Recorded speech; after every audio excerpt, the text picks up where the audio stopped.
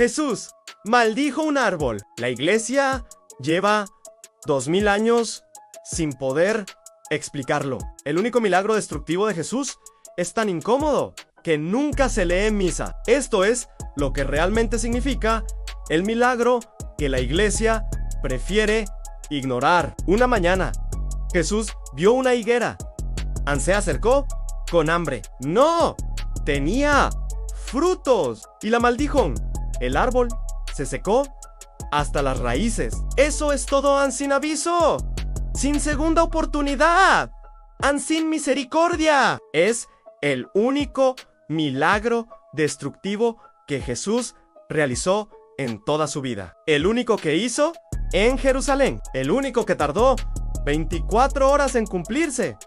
Y el único que la iglesia nunca lee los domingos en misa. ¿Por qué?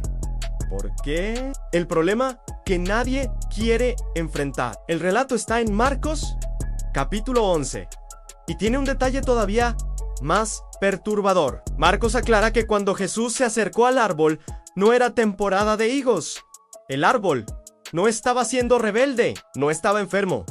Simplemente era invierno. Y aún así, Jesús lo condenó. Entonces, los lectores de la Biblia llevan 20 siglos haciéndose la misma pregunta. ¿Cómo pudo el hombre que predicó el amor al prójimo de destruir un árbol inocente en un ataque de furia? El escritor Luis Cable lo resumió así: maldecir una higuera por no tener frutos en marzo es como insultar a un perro porque no puede hablar inglés. Los evangelistas tampoco lo entendieron. La crisis empezó desde adentro. Mateo, cuando escribió su propio evangelio, 10 años después, quedó tan incómodo con el relato de Marcos que lo reescribió. Borró la frase "no era tiempo de higos". Cambió la maldición para que recayera sobre el árbol y no sobre las personas. Aceleró el milagro. La higuera se seca en el acto. Lucas fue más lejos. Eliminó el episodio directamente. Lo reemplazó por una parábola completamente distinta, positiva, llena de esperanza. Juan ni lo menciona.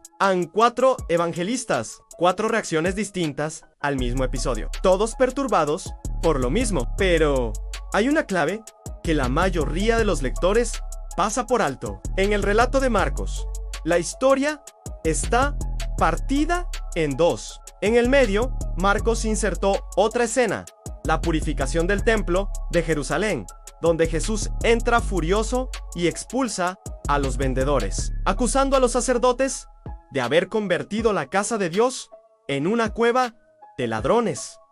La estructura no es casual, es un mensaje en código.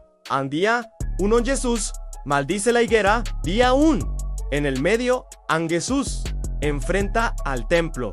Día 2, la higuera aparece seca hasta las raíces. La higuera no era una higuera, era el templo, el símbolo que los judíos entendían perfectamente. En la Biblia hebrea, la higuera era el símbolo del pueblo de Israel. El profeta Oseas llama a los israelitas fruto temprano de la higuera. Jeremías los compara con una canasta de higos. Miquías se lamenta porque Israel se ha convertido en una higuera vacía. ¿Por qué la higuera? Por su asombrosa fecundidad. Daba frutos durante 10 meses al año. Prácticamente siempre. Un árbol así, sin frutos, era una condena. Lo que Jesús realmente estaba anunciando. El templo de Jerusalén era, para los judíos, el lugar más sagrado del mundo indestructible. La morada visible de Dios en Jesús.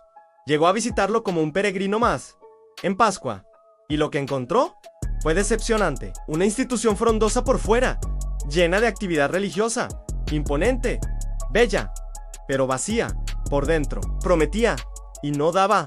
Estimulaba el hambre espiritual, pero no podía saciarlo. Se había ocupado de su prestigio, de sus hojas, pero no ofrecía alimento. Y entonces Jesús pronunció su sentencia. No contra un árbol, contra una institución que había perdido su razón de existir. 40 años después, en el año 70 después de Cristo, El templo fue destruido por los romanos.